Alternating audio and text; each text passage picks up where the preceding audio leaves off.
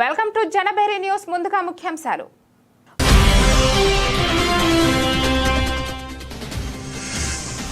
Smart మీటర్ల వలన కంపెనీలకు లాభమా, ప్రజలకు లాభమా చెప్పాలి. ప్రభుత్వాన్ని డిమాండ్ చేసిన సిపిఎం రాష్ట్ర కార్యదర్శి శ్రీనివాసరావు.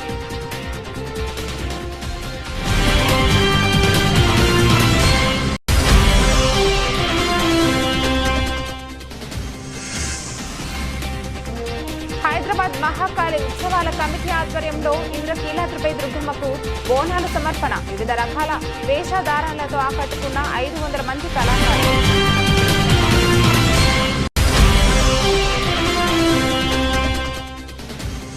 టీడీపీ కేంద్ర కార్యాలయంలో సుపరిపాలనకు తొలి అడుగు పేరుతో అత్యవసర సమావేశం. ప్రభుత్వాలను కొనసాగింపు అనేది చాలా ముఖ్యమని సీఎం చంద్రబాబు.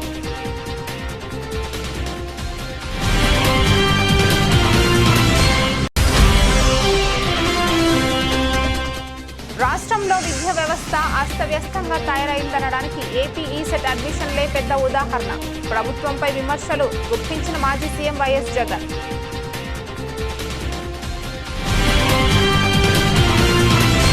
రాష్ట్రంలో అదాని మనుషులు స్మార్ట్ మీటర్లు బిగిస్తున్నారు అని వినియోగదారులు తిస్కరిస్తే రకరకాల అబద్ధాలు చెప్పి ఇళ్లకు బిగిస్తున్నారు అని సిపిఎం రాష్ట్ర కార్యదర్శి శ్రీనివాసరావు ఆవేదన వ్యక్తం చేశారు. వైకాపా హయాంలో వ్యవసాయ మోటార్లకు పెట్టారు. కేంద్ర ఒత్తిడితో నాడు స్మార్ట్ మీటర్లు పెట్టడానికి జగన్ ప్రభుత్వం అంగీకరించిందని యువగలం కార్యక్రమంలో స్మార్ట్ మీటర్ల వ్యతిరేకించండి అని లోకేష్ చెప్పడంతో పాటు జనసేన కూడా నాడు వ్యతిరేకించారు అన్నారు. నగరంలోని ఎంబీకే భవన్లో ఏర్పాటు చేసిన విలేకరుల సమావేశంలో సిపిఎం రాష్ట్ర కార్యదర్శి శ్రీనివాసరావు మాట్లాడుతూ స్మార్ట్ మీటర్లపై కూటమి ప్రభుత్వం మొండిగా మూర్ఖంగా ముందుకెళ్లడానికి చూస్తుందని, స్మార్ట్ మీటర్ల వలన కంపెనీలకు లాభం, ప్రజలకు ఏ విధంగా లాభమో చెప్పాలని డిమాండ్ చేశారు. సోలార్ విద్యుత్ ఉత్పత్తి పెంచితే రూపాయికే విద్యుత్ ఇవ్వొచ్చు అని లోకేష్ చెప్పారు అన్నారు. స్మార్ట్ మీటర్ వలన ఏడాదికి 50,000 కోట్లు ప్రజలపై భారం పడుతుందని ఆరోపించారు. స్మార్ట్ మీటర్ పెట్టక బిల్లులు 6,000 వచ్చేది 20,000 పైబడి వస్తున్నాయని విద్యుత్ శాఖ మంత్రి కూడా అంగీకరించారు అని పేర్కొన్నారు.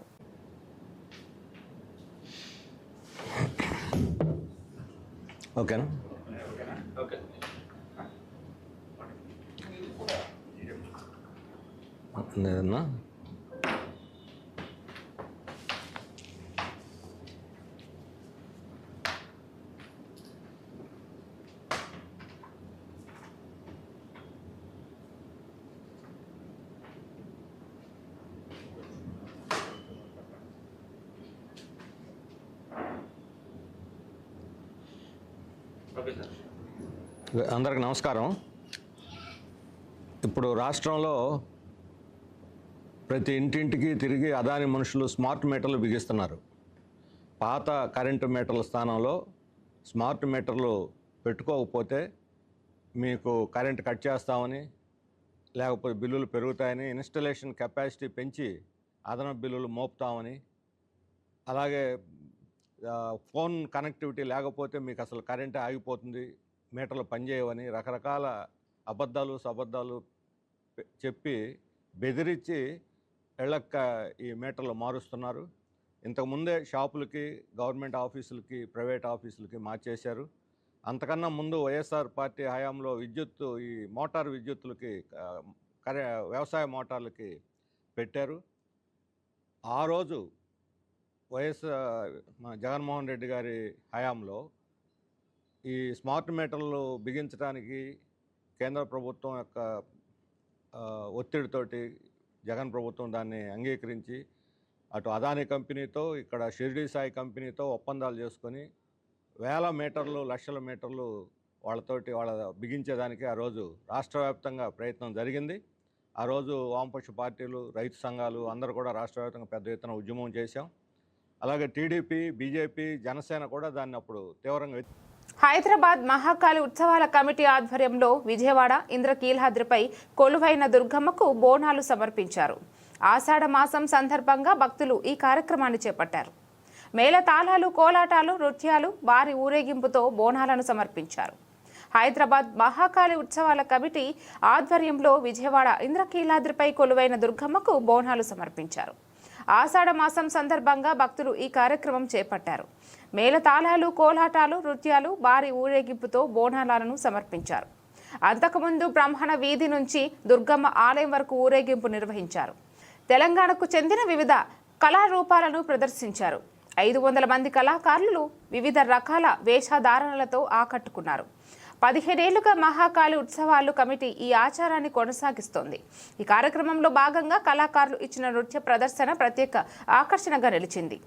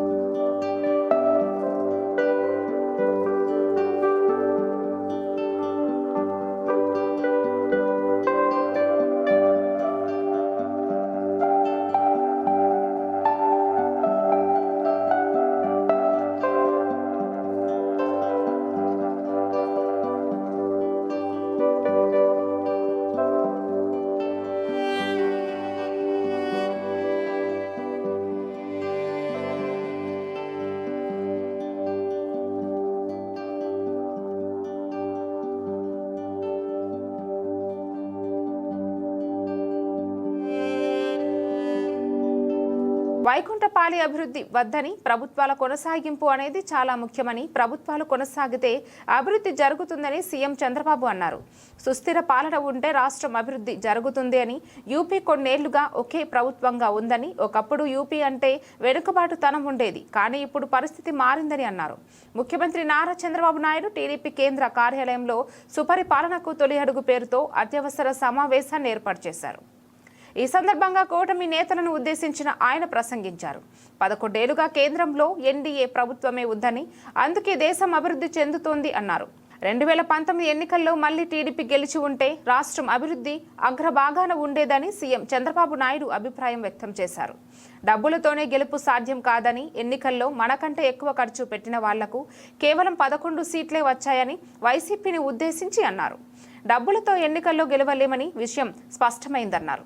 అభివృద్ధితో, ఆదర్శంతో రాజకీయాలు చేద్దామని పిలుపునిచ్చారు. ప్రభుత్వం చేసే కార్యక్రమాలను ఎన్నికల ముందు కాదని, నిత్యం ప్రజల్లో చర్చనీయాంశం చేయాలన్నారు. ఎన్నికల ముందు మాట్లాడితే ఓట్ల కోసం మాట్లాడారని అంటారని, గత ప్రభుత్వం తెచ్చిన బ్యాడ్ ఇమేజ్ పోగొట్టాలంటే చాలా సమయం పడుతుందన్నారు. కానీ టీడీపీకి ఉన్న బ్రాండ్తో రాష్ట్రంలో పెట్టుబడులు పెట్టడానికి పారిశ్రామికవేత్తలు ముందుకు వస్తున్నారని చంద్రబాబు పేర్కొన్నారు. సూపర్ పాలనలో తొలుగడుగు సందర్భంగా ఏర్పాటు చేసుకున్నటువంటి ఈ విస్తృత స్థాయి సమావేశానికి ముఖ్య అతిథిగా విచ్చేసినటువంటి తెలుగుదేశం పార్టీ జాతీయ అధ్యక్షులు, ముఖ్యమంత్రి గారు అయినటువంటి శ్రీ నారా చంద్రబాబు నాయుడు గారికి, అలాగే వేదిక మీద ఆసీనున్నటువంటి తెలుగుదేశం పార్టీ జాతీయ ప్రధాన కార్యదర్శి, విద్యాశాఖ మంత్రి లోకేష్ గారికి, వేదిక ముందు ఉన్నటువంటి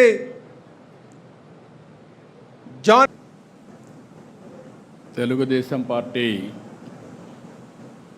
రాష్ట్ర అధ్యక్షులు పల్లా శ్రీనివాస్ గారు, తెలుగుదేశం పార్టీ జాతీయ ప్రధాన కార్యదర్శి లోకేష్ గారు, ఈ కార్యక్రమానికి ఆహ్వానించినటువంటి కేంద్ర రాష్ట్ర ప్రభుత్వాలకు సంబంధించిన మంత్రివర్గ సభ్యులు, మన పార్టీకి సంబంధించి గౌరవ పార్లమెంట్ సభ్యులు, గౌరవ శాసన సభ్యులు, గౌరవ శాసన మండలి సభ్యులు, నియోజకవర్గాల ఇన్ఛార్జీలు, జిల్లాల పార్టీ అధ్యక్షులు, జోనల్ ఇన్ఛార్జెస్, అదే మాదిరిగా అన్ని నియోజకవర్గాల్లో అబ్జర్వర్స్ అయినటువంటి నియోజకవర్గ అబ్జర్వర్లు వీళ్ళందరినీ ఈ కార్యక్రమానికి మనం ఆహ్వానించాం. ఒక విధంగా చెప్పాలంటే ఇది ఒక ప్రత్యేకమైన కార్యక్రమం. ఫోకస్ అప్రోచ్ తీసుకోవాలనే ఉద్దేశంతోనే ఎవరైతే పదవుల్లో ఉన్న వారిని ఆహ్వానించి ఈ కార్యక్రమాన్ని ఏ విధంగా లాస్ట్ మైలుకి తీసుకుపోవాలనో మీ అందరికీ చెప్పడమే కాకుండా దీన్ని అమలు చేయడం కూడా విత్ ప్రిసిషన్ అండ్ పర్ఫెక్షన్ చేయాలనే ఉద్దేశంతోనే ఈ కార్యక్రమానికి శ్రీకారం చుట్టాం. ఈరోజు మన ప్రభుత్వం వచ్చి సంవత్సరం అయింది. ఏడాది పాలన నిర్ణయాలు, కార్యక్రమాలని, పథకాలని, పనుల్ని, విజయాల్ని ప్రజల్లోకి తీసుకెళ్లేందుకు సుపరిపాలన తొలి అడుగు మొన్నే తలపెట్టాం. మొదటి సంవత్సరం సుపరిపాలన తొలి అడుగు అనే పేరుతో పెట్టి మళ్ళీ ప్రజల జీవన ప్రమాణాలు పెంచడానికి, పునరంకితం కావడానికి మొన్నే ఒక వినూత్నమైన కార్యక్రమానికి శ్రీకారం చుట్టాం. ప్రజాప్రతినిధులు, అధికార యంత్రాంగం ఇద్దరు కూడా దగ్గర 2000 మందితో ఒక కార్యక్రమానికి శ్రీకారం చుట్టి ఈ సంవత్సరం ఏం చేశాం, రాబోయే సంవత్సరం ఏం చేయాలి, హైదరాబాద్లోని మహా న్యూస్ కార్యాలయంపై కొంతమంది యువకులు చేసిన దాడిని ఖండిస్తూ ఆంధ్రప్రదేశ్ వర్కింగ్ జర్నలిస్ట్ యూనియన్ ఆధ్వర్యంలో నగరంలోని ప్రెస్ క్లబ్ వద్ద దాడిని ఖండిస్తూ నిరసన తెలియజేశారు. ఈ నిరసనలో భాగంగా జర్నలిస్ట్ యూనియన్ నాయకులు మీడియా స్వేచ్ఛను కాపాడాలని నినాదాలు చేశారు. ఈ సందర్భంగా జర్నలిస్టు యూనియన్ నాయకులు ఎస్కే బాబు, చావా రవి మాట్లాడుతూ ప్రజాస్వామ్యంలో మీడియా కార్యాలయంపై దాడులు చేయడం చాలా దారుణమని ఆవేదన వ్యక్తం చేశారు. దాడి చేసిన వారిపై పోలీసులు కఠినమైన చర్యలు తీసుకోవాలని డిమాండ్ చేశారు. మీడియాపై దాడులు జరగకుండా కేంద్ర, రాష్ట్ర ప్రభుత్వాలు ప్రతిష్టమైన చట్టాలను తీసుకురావాలని కోరారు. హైదరాబాద్లోని మహా న్యూస్ టీవీ ఛానల్ ప్రధాన కార్యాలయంపై కొంతమంది బీఆర్ఎస్ కార్యకర్తలు దాడి చేయటాన్ని Andhra Pradesh union of working journalist అలాగే ఇండియన్ జర్నలిస్ట్ యూనియన్ తీవ్రంగా ఖండిస్తున్నది. ప్రజాస్వామ్యంలో పత్రికా కార్యాలయాలు అలాగే మీడియా సంస్థలను లక్ష్యంగా పెట్టుకుని దాడులు చేయటం అనేది చాలా నీచ సంస్కృతి. ఏ మీడియా కార్యాలయంపై దాడులు చేసినా కూడా మా Andhra Pradesh union of working journalist తీవ్రంగా ఖండిస్తూ రాష్ట్ర వ్యాప్తంగా నిరసనలు వ్యక్తం చేస్తున్నది. ఈ రోజున కూడా మరి ఏపీడబ్ల్యూజే ఆధ్వర్యంలో రాష్ట్రంలోని అనేక కేంద్రాల్లో ఈ నిరసన కార్యక్రమాలని చేపట్టడం జరిగింది. ఒక డిబేట్లో అనేక రకమైనటువంటి ఆరోపణలు, ప్రత్యారోపణలు ఇవన్నీ కూడా వస్తున్న విషయం మనందరం కూడా టీవీ డిబేట్స్లో చూస్తూనే ఉంటాం. దాన్ని నిర్వహించేవారు ఏది సహేతుకమో ఏది కాదో అన్న విషయాన్ని అక్కడే ఖచ్చితంగా ఖండిస్తే ఇంత ఘోరాలు జరగవు. కానీ నిర్వహించే వాళ్ళకు కూడా సామర్థ్యం లేకపోతుంది కొన్ని సందర్భాల్లో. అలాగే మాట్లాడే వాళ్ళు కూడా వాళ్ళ పరిధిని దాటి ఏది నోటికి వస్తే అది మాట్లాడటం అనేది అది సరైన పద్ధతి కాదు. ఏ రాజకీయ పార్టీ అయినా, ఏ మేధావులైనా, ఎవరైనా ఒక విషయాన్ని మాట్లాడేటప్పుడు ఆలోచించి 1-2 సార్లు ఆలోచించుకొని మాట్లాడవలసినటువంటి అవసరం ఉంది. కానీ ఆ విధంగా ఈ రోజున జరగట్లా. ఇది మన రాష్ట్రంలోనే కాదు, దేశవ్యాప్తంగా కూడా జాతీయ మీడియాల్లో జరిగేటువంటి డిబేట్స్లో కూడా ఇదే రకమైనటువంటి మరి మాటలు వ్యక్తం కావటం, వాళ్ళకున్నటువంటి ఒక ప్రీ నోషన్స్ తోటి మాట్లాడటం అనేది జరుగుతూ ఉంది. దాన్ని కూడా మనం జర్నలిస్ట్ సంఘాలుగా ఖండించాల్సినటువంటి అవసరం ఉంది. కాబట్టి అది సంబంధించి ఇది ఎప్పటి నుంచో వివాదం ఉంది తెలంగాణలో. దాని మీద ఒక విశ్లేషణాత్మకమైనటువంటి స్టోరీని మహాన్యూస్ ప్రచురిస్తూ ఉంది. దీనిని జీర్ణించుకోలేని బీఆర్ఎస్కు చెందినటువంటి కొంతమంది దొండగులు ఆఫీస్ మీద నేరుగా బెదిరింపులకు దిగుతూ ఇటువంటి నిజాలను కనుక మీరు ప్రచురిస్తే మేము సహించలేమని చెప్పే సంకేతాలు ఇచ్చే విధంగా ఆఫీస్ మీద నిస్సిగ్గుగా దాడి చేయటం Andhra Pradesh union of working journalist Vijayawada unit తీవ్రంగా ఖండిస్తూ ఉంది. దీనిపై ఈరోజు నిన్న సాయంత్రం నుంచే మా యూనియన్కి చెందినటువంటి అన్ని శాఖలు కూడా దీన్ని నిరసిస్తూ అనేక ధర్నాలు ప్రదర్శనలు చేస్తూ ఉన్నారు. దీనిలో భాగంగానే ఈరోజు విజయవాడలో నిరసన కార్యక్రమాన్ని చేపట్టాం. చాలా దారుణం. ఇది ఖచ్చితంగా ప్రజాస్వామ్యం మీద దాడి, భావ ప్రకటన స్వేచ్ఛని హరించే విధంగా ఒక వ్యాసాన్ని జీర్ణించుకోలేని వారు ఈ రకంగా దాడి చేయటం, బెదిరించడం అనేది దుర్మార్గం. పైగా భయానకమైనటువంటి పరిస్థితుల్లో దాదాపు ఒక 20-25 మంది దాడి చేసి ఆఫీసును ధ్వంసం చేయటం, బయట ఉన్న వాళ్ళ కార్లు కూడా ధ్వంసం చేయటం, బీభత్స వాతావరణాన్ని సృష్టించారు. దీనిని ప్రజాస్వామ్యవాదులు అందరూ కూడా తీవ్రంగా ఖండించాల్సిందిగా మేము కోరుతూ ఉన్నాం. భవిష్యత్తులో ఇటువంటి దాడులు జర్నలిస్టుల మీద జరగకుండా మీడియా స్వేచ్ఛను హైదరాబాదు మహాన్యూస్ ఛానల్ కార్యాలయంపై టీఆర్ఎస్ పార్టీకి చెందిన వ్యక్తులు దాడి చేయడాన్ని ఇది ఒక మీడియా సంస్థ మీద దాడిగా మేమైతే పరిగణించట్లేదు. ఏపీడబ్ల్యూజే ఇది మొత్తం మీడియా వ్యవస్థ మీద దాడిగానే మేము భావిస్తున్నాం. భవిష్యత్తులో ఇలాంటి దాడులు జరగకుండా ప్రభుత్వాలు కఠినమైన చర్యలు తీసుకోవడంతో పాటు ఎవరైతే ఇప్పుడు అందుకు పాల్పడ్డారో వాళ్ళని కఠినంగా శిక్షించాలని డిమాండ్ చేస్తున్నాం. అలాగే ప్రత్యేక చట్టాలు ఇప్పుడు మా అధ్యక్షులు వారు చెప్పినట్టుగా జర్నలిస్టుల రక్షణ కోసం, భావ ప్రకటన స్వేచ్ఛ పరిరక్షణ కోసం ప్రత్యేక చట్టాలు తీసుకురావాలని ఏపీడబ్ల్యూజే డిమాండ్ చేస్తుంది. గతంలో అనేక సందర్భాల్లో కూడా మేము ప్రత్యేక చట్టం కోసం మా యూనియన్ నిరంతరం పోరాటం చేస్తూనే ఉంది. ఇక ముందు కూడా భవిష్యత్తులో ఎలాంటి దాడులు ఏం జరగకుండా కఠిన చర్యలు తీసుకోవాలని, ప్రత్యేక చట్టం తేవాలని మేము డిమాండ్ చేస్తున్నాం.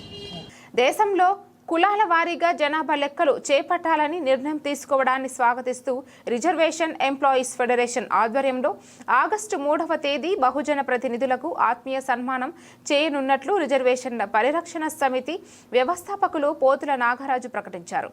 అలాగే జనాభా తమాషా ప్రకారం అన్ని రంగాలలోనూ రిజర్వేషన్లను కల్పించాలని రాజకీయ పార్టీలు ఇందుకు మద్దతు తెలపాలని కోరారు. ఈ అంశాన్ని అసెంబ్లీలోని పార్లమెంటులోనూ ఏకాభిప్రాయం తీసుకురావాలని, ఇందుకు బహుజన ప్రతినిధులు సహకరించాలని డిమాండ్ చేశారు. నగరంలోని తుమ్మలపల్లి కళాక్షేత్రం వద్ద మహాత్మా జ్యోతిబా పూలే, రాజ్యాంగ నిర్మాత డాక్టర్ బిఆర్ అంబేద్కర్ విగ్రహాల వద్ద రిజర్వేషన్ ఎంప్లాయీస్ ఫెడరేషన్ ఆధ్వర్యంలో కరపత్ర ఆవిష్కరణ కార్యక్రమం జరిగింది. ఆగస్టు 3న జరగనున్న బహుజన ప్రజా ప్రతినిధుల ఆత్మీయ సన్మాన కార్యక్రమంకు సంబంధించిన ప్రచార కరపత్రాన్ని రిజర్వేషన్ల పరిరక్షణ సమితి వ్యవస్థాపకులు పోతుల నాగరాజు ఆవిష్కరించారు. ఈ సందర్భంగా పోతుల నాగరాజు మాట్లాడుతూ కులాల వారీగా జనాభా లెక్కింపు విషయాన్ని కేంద్ర కేబినెట్ ఆమోదించడాన్ని దేశవ్యాప్తంగా బహుజన మేధావులు, దళితులు, గిరిజనులు, మైనార్టీలు స్వాగతిస్తున్నారని అన్నారు. స్వతంత్ర భారతదేశంలో 78 సంవత్సరాల తరువాత ఈ నిర్ణయం రావడం గమనార్హమని పేర్కొన్నారు. ఈ నిర్ణయానికి మద్దతు తెలిపిన రాజకీయ నాయకులు, కుల సంఘాల నాయకులు, ప్రజా సంఘాల ఉద్యమకారులకు రిజర్వేషన్ల పరిరక్షణ సమితి కృతజ్ఞతలు తెలుపుతూ వారిని సన్మానించేందుకు ఆగస్టు 3న విజయవాడ తుమ్మలపల్లి కళాక్షేత్రం నందు ప్రత్యేక కార్యక్రమాన్ని నిర్వహించనుందని తెలిపారు. కరపత్ర ఆవిష్కరణ అనంతరం డాక్టర్ అంబేద్కర్, మహాత్మా జ్యోతిబా పూలే విగ్రహాలకు నాయకులు నివాళులు అర్పించారు. కులాల వారీగా జనాభాని లెక్కించాలనే నిర్ణయాన్ని కేంద్ర కేబినెట్ పార్లమెంటులో ఆమోదం తెలుపుతూ తీసుకున్న నిర్ణయాన్ని దేశంలో ఉన్నటువంటి బహుజన మేధావులు, బలహీన వర్గాలు, దళితులు, గిరిజనులు, మైనార్టీలు ఈ అంశాన్ని స్వాగతిస్తూ కేవలం దేశంలో కులాల వారీగా జనాభాని లెక్కించడానికి స్వతంత్ర భారతదేశంలో 78 సంవత్సరాల సమయం పాలకులు తీసుకోవడం జరిగింది. ఈ సందర్భంగా ఈ నిర్ణయానికి దేశంలో కులాల వారీగా జనాభాని లెక్కించాలని చేపట్టినటువంటి ఉద్యమానికి మద్దతు తెలిపిన రాజకీయ పార్టీల నాయకులకు, మీడియాకు, కుల సంఘాల, ప్రజా సంఘాల ఉద్యమ నాయకులకి కృతజ్ఞతలు తెలుపుతూ వీరిని అభినందించేటువంటి కార్యక్రమం రిజర్వేషన్ల పరిరక్షణ సమితి ఆగస్టు 3వ తారీఖున బహుజన ప్రజాప్రతినిధులకు ఆత్మీయ సన్మానాన్ని చేపట్టాలనేటువంటి ఒక నిర్ణయాన్ని తీసుకొని బహుజన ఉద్యోగులు, ప్రజా సంఘాలు, కుల సంఘాల నాయకులు ఈ ఆత్మీయ సన్మాన కార్యక్రమాన్ని ఆహ్వానించేటువంటి కార్యక్రమంలో భాగంగా ఈరోజు విజయవాడలో మహాత్మా జ్యోతిబా పూలే, రాజ్యాంగ నిర్మాత డాక్టర్ బిఆర్ అంబేద్కర్ గారికి నివాళులు అర్పిస్తూ ఈ సందర్భంగా దేశంలో ఉన్నటువంటి రాజకీయ పార్టీలకు, ప్రజా సంఘాలకు, కుల సంఘాలకు, మీడియాకు ఒక విన్నపం. దేశ జనాభాలో 56% ఉన్నటువంటి బలహీన వర్గాలకు చట్టసభల్లో రిజర్వేషన్లు కల్పించాలనేటువంటి ప్రధాన డిమాండు ఇప్పటికే ఉమ్మడి ఆంధ్రప్రదేశ్లో ఒక్కసారి శాసనసభలో తీర్మానం చేయడం జరిగింది. చట్టసభల్లో బీసీలకు రిజర్వేషన్లు కావాలని. ఇంకా విడిపోయిన తర్వాత మన ఆంధ్రప్రదేశ్లో తెలుగుదేశం పార్టీ 2014, 2019లో ఒక్కసారి తీర్మానం చేయడం జరిగింది శాసనసభలో. తిరిగి అధికారంలోకి వచ్చిన వైఎస్ఆర్సీపీ 2019, 2024లో బీసీలకు చట్టసభల్లో రాష్ట్రంలో సూర్యఘర్ ప్రోగ్రాం కింద ఇళ్ల వద్ద, కార్యాలయాలు, ఇటువంటి హాస్పిటల్స్కు సోలార్ ప్యానెళ్లు ఏర్పాటు చేసుకోవాలని సెంట్రల్ నియోజకవర్గం శాసనసభ్యులు బోండా ఉమామహేశ్వరరావు తెలిపారు. విద్యుత్ ఉత్పత్తి చేసుకోవచ్చు, అవసరాలకే కాకుండా అదనపు కరెంటు ఇంటింటికి వాడుకోవచ్చు అని పేర్కొన్నారు. Indian medical association IMA president doctor Rasikh Sanghvi వారి సొంత ఖర్చులతో IMA హాల్కి సోలార్ ఎంట్రీ ఎక్విప్మెంట్ను ఏర్పాటు చేయడం జరిగింది. ఈ సోలార్ ఎంట్రీ ఎక్విప్మెంట్ ప్రారంభోత్సవానికి ముఖ్య అతిథిగా ప్రభుత్వ విప్, సెంట్రల్ నియోజకవర్గ శాసనసభ్యులు బోండా ఉమామహేశ్వరరావు ప్రారంభించారు. ఈ సందర్భంగా ఎమ్మెల్యే బోండా ఉమామహేశ్వరరావు మాట్లాడుతూ, గ్రిడ్ మేనేజ్మెంట్ పటిష్టంగా చేసి మీరు ఉత్పత్తి చేసిన విద్యుత్ను వాడుకోగా మిగిలినది గ్రిడ్కు ఇచ్చే ఏర్పాట్లు చేస్తున్నామని తెలియజేశారు. ఈ కార్యక్రమంలో division corporator TDP floor leader Nellibandla Balaswamy, doctors Hanumaiah Sharma, Indla Ramasubba Reddy, సమరం, సురేష్ కుమార్ మరియు తెలుగుదేశం పార్టీ సీనియర్ నాయకులు పాల్గొన్నారు. Doctor Nandakishore, Indian medical association Andhra Pradesh రాష్ట్ర శాఖ అధ్యక్షుడిని. ఇవాళ విజయవాడ IMA ఆవరణలో మన రసిక్ సంఘవి గారి సౌజన్యంతో ఆయన 10 లక్షలు ఇచ్చిన దాత. సో ఇక్కడ ఏదైతే కేంద్ర ప్రభుత్వం కానీ రాష్ట్ర ప్రభుత్వం కానీ ఈ సబ్సిడీలు కూడా ఉన్నాయి. ఇళ్ళకి ఎవరన్నా ఇలాంటి సోలార్ ఎనర్జీని పెట్టినట్లయితే పెట్టినందువల్ల దీర్ఘకాలికంగా వాళ్ళకి కరెంటు బిల్లుల నుంచి విముక్తి లభిస్తుంది. అలానే ఇది ఒక లేటెస్ట్గా ఈ గ్రీన్ ఎనర్జీ వీటన్నిటిని ప్రమోట్ చేసే భాగంలో, హెల్దీ ఇండియాని నిర్మించే భాగంలో ఏదైతే ఇవాళ IMA విజయవాడలో రసిక్ సంఘవి గారు. నా పేరు డాక్టర్ సుభాష్ చంద్రబోస్ సార్. నేను ఆంధ్రప్రదేశ్ రాష్ట్ర ప్రధాన కార్యదర్శిగా 2 సంవత్సరాలు కొనసాగిస్తాను. ఇంత పూర్వం మా సంఘవి గారు నాతో పాటు నేను అధ్యక్షుడిగా ఉన్నప్పుడు వీరు నాకు కార్యదర్శిగా ఉండి చాలా విషయాల్లో నాకు తోడ్పాటు చేశారు. అప్పుడు ఆ టైంలో కోవిడ్ని వచ్చినప్పుడు డాక్టర్లందరికీ కూడా ప్రత్యేకంగా ఇక్కడ ఇదే IMA హాల్లో వారి కుటుంబాలందరికీ కూడా ప్రత్యేకమైనటువంటి వ్యాక్సినేషన్స్ చేయించడానికి కావాల్సిన అవకాశాలను ఇచ్చారు. రసిక్ సంఘవి గారి గురించి చెప్పాలంటే ఆయనకు ప్రత్యేకమైనటువంటి అభిమానం, ప్రత్యేకమైనటువంటి ప్రేమ IMAకు ఉంది. IMA ఆయన ఇందాక చెప్పినట్టుగా నాకు మందిరం లాంటిది, టెంపుల్ లాంటిది అని చెప్పారే, అదే ఎగ్జాక్ట్ కరెక్టు. నేను doctor Rasik Sanghavi Indian medical అసోసియేషన్కి ప్రెసిడెంట్గా చేశాను. ఇప్పుడు ఈరోజు సోలార్ ఎనర్జీ ఎక్విప్మెంట్ అని మా IMA బిల్డింగ్లో ఫస్ట్ ఫ్లోర్లో నేను డొనేట్ చేశాను. నాకు ఈ IMA వాళ్ళు ఈ అవకాశం ఇచ్చారు, అందుకనే వాళ్ళకి చాలా నేను రుణపడుతున్నాను. ఈ సోలార్ ఎనర్జీ మన ముఖ్యమంత్రి గారు చంద్రబాబు నాయుడు గారు కూడా అదే విజన్ 1999 నుంచి ఆయన చెప్తున్నారు, green energy, green ammonia, green hydrogen. కాబట్టి అదే విషయంలో మోడీ గారు కూడా అదే చెప్పారు, సోలార్ పెడితే చాలా మనకి బాగుంటుంది. ఆ దృష్టిలో పెట్టుకొని మేము మెడికల్ అసోసియేషన్కి ఈ 10 లక్షల విలువగా ఈ సోలార్ కాంప్లెక్స్ని ఇక్కడ కట్టించాము. దానిలోనే ఒక డైనింగ్ హాల్ పెట్టారు. నాతో పాటు మాకు చాలామంది నాకు ముందుకు ఇది రావడానికి చాలామంది ప్రోత్సహించారు. దాంట్లో డాక్టర్ హనుమయ్య గారు, మాకు డాక్టర్ నందకిషోర్ గారు, వీళ్ళందరూ, డాక్టర్ మిస్టర్ గోపీనాథ్ గారు, లయన్స్ క్లబ్ అందరూ నాకు ఈ ప్రోత్సాహం ఇచ్చారు. కాబట్టి నాకు ఈ అవకాశం వచ్చింది, చాలా సంతోషంగా ఉంటుంది. దీనివల్ల మా ఐఎంఏకి ప్రతి నెల 10-15 వేలు మిగులుతుంది. 30 సంవత్సరం వరకు ఇది ప్రతి ప్రజలకు కూడా ఇదే నేను సందేశాలు ఇస్తున్నాను. మనకి గవర్నమెంట్ మీద లోడ్ పడకుండా గ్రీన్ ఎనర్జీ ఎన్విరాన్మెంట్ మనం కాపాడుకోవడానికి చేస్తే మనకి లాభం కూడా వస్తుంది. దానివల్ల ప్రతి నెల లాభం వస్తుంది. మా ఐఎంఏ మీద భారం కూడా తగ్గుతుంది. అదే దృష్టిలో పెట్టుకొని మా అమ్మగారి పేరు మీద కంకుబైస్ సంఘవి పేరు మీద డైనింగ్ హాల్ కూడా కట్టాము, కింద కూడా పెట్టాము. కాబట్టి నాకు ఈ అవకాశం ఇచ్చారు. నన్ను ప్రెసిడెంట్ చేశారు, సెక్రటరీ చేశారు, జాయింట్ సెక్రటరీ అన్నీ నేను ఐఎంఏలో ఉన్న పోస్ట్ చేశారు. నేను ఇప్పుడు నా వంతుగా మా ఐఎంఏ మీద నాకు ప్రేమ బాగా ఉంది. ఐఎంఏ అంటే నాకు టెంపుల్, మందిరం. ఇక్కడ చాలా నేర్చుకున్నాం, పెద్ద పెద్ద వాళ్ళతో కలిసాం. పెద్ద పెద్ద వాళ్ళు డాక్టర్స్ బయట నుంచి కూడా వచ్చారు, వాళ్ళతో కూడా నేను కలిసాం. కాబట్టి నాకు ఇప్పుడు మనసులో ఉండేది మన ఐఎంఏ కోసం చేయాలి. కాబట్టి ఇవాళ బండమ్మ గారు వచ్చి వాళ్ళ చేతలో ఓపెనింగ్ అయింది. చాలా సంతోషపడుతున్నారు. నాకు ఈ అందరూ అవకాశం ఇచ్చారు కాబట్టి చాలా చాలా చాలా ధన్యవాదాలు చెప్తున్నాను. ఇంద్రకీలాద్రిపై కొలువైన కనకదుర్గ అమ్మవారిని దేవాదాయ శాఖ మంత్రి రామనారాయణ రెడ్డి దర్శించుకున్నారు. ఆషాఢ మాసాన్ని పురస్కరించుకుని హైదరాబాద్ ఉమ్మడి దేవాలయాల ఊరేగింపు కమిటీ వారి ఆధ్వర్యంలో విజయవాడ కనకదుర్గ అమ్మవారికి బంగారం బోనాన్ని సమర్పించే ఊరేగింపు కార్యక్రమంలో మంత్రి ఆనం పాల్గొన్నారు.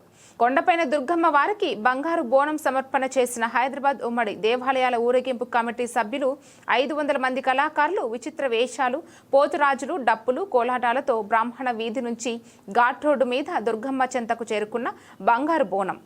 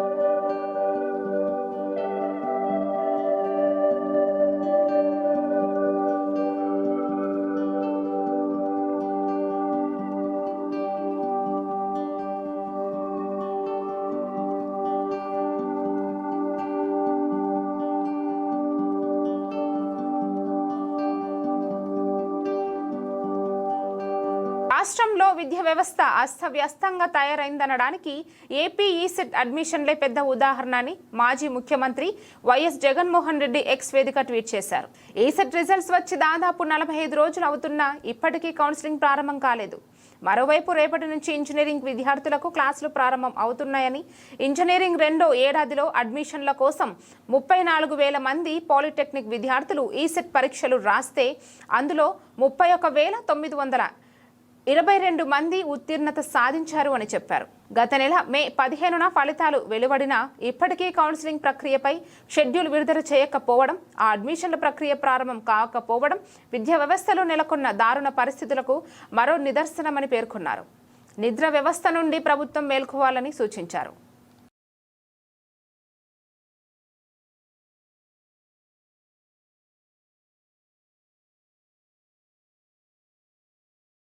వార్తలు ముగించే ముందు మరోసారి ముఖ్యాంశాలు.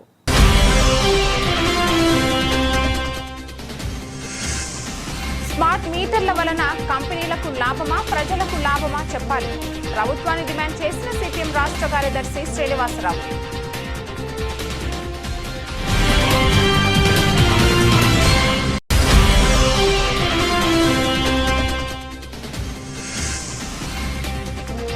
హైదరాబాద్ మహాకాళి ఉత్సవాల కమిటీ ఆధ్వర్యంలో ఇంద్రకీలాద్రిపై దుర్గమ్మకు బోనాల సమర్పణ. వివిధ రకాల వేషధారణలతో ఆకట్టుకున్న 500 మంది కళాకారులు.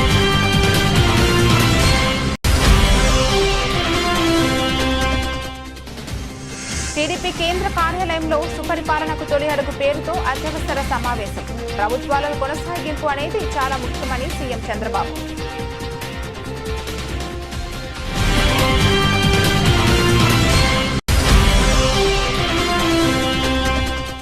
రాష్ట్రంలో విద్యా వ్యవస్థ అస్తవ్యస్తంగా తయారైందనడానికి ఏపీ ఈసెట్ అడ్మిషన్లే పెద్ద ఉదాహరణ.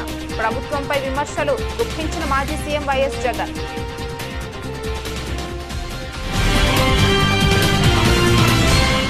ఈ వార్తలు ఇంతటితో సమాప్తం. తిరిగి రేపటి వార్తల్లో మళ్ళీ కలుద్దాం. అంతవరకు సెలవు.